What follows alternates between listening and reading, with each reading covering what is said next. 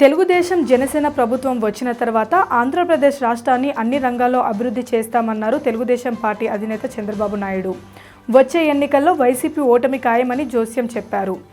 యువగలం నవశకం సభ పేరు విజయనగరం జిల్లా నెల్లిమర్ల నియోజకవర్గం పోలిపల్లి ఏర్పాటు చేసిన బహిరంగ సభలో చంద్రబాబు ప్రసంగించారు. నారా లోకేష్ చేసిన పాదయాత్రకు జగన్ సర్కారు అనేక అడ్డంకులు సృష్టించిందని చంద్రబాబు మండిపడ్డారు. పోలీసులను అడ్డం పెట్టుకొని ఎన్నో ఇబ్బందులు పెట్టారన్నారు. యువగలం వాలంటీర్లను జైలుకు పంపారన్నారు.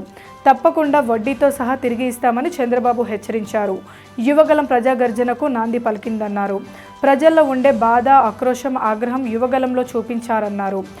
అధికార వైసీపీ నేతల కబ్జాల్లో ఉత్తరాంధ్ర నలిగిపోతుందన్నారు చంద్రబాబు. మెడపై కత్తి పెట్టి ఆస్తులు రాయించుకున్నారని ఆరోపించారు. సమైక్యాంధ్ర పాలనలో కూడా ఇన్ని అరాచకాలు జరగలేదన్నారు.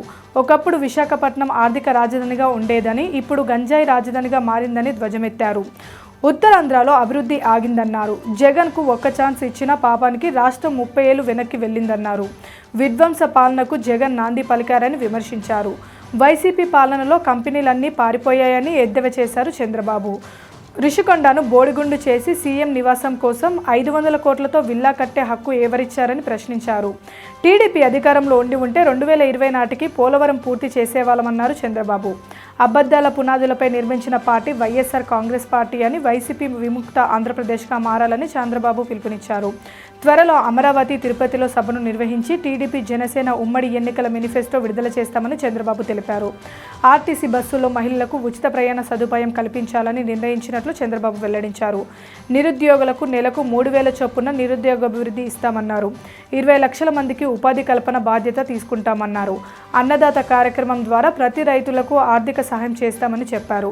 అగ్రవర్ణ పేదలకు ఆర్థికంగా ఆదుకుంటామని చంద్రబాబు హామీ ఇచ్చారు. బీసీల రక్షణ కోసం చట్టం తీసుకొస్తామన్నారు. భవిష్యత్తులో ఏ కార్యక్రమాలు చేయాలన్న దానిపై అధ్యయనం చేస్తామన్నారు. టీడీపీ జనసేన పొత్తు ప్రకటించినప్పుడే వైసీపీ పని అయిపోయిందన్నారు.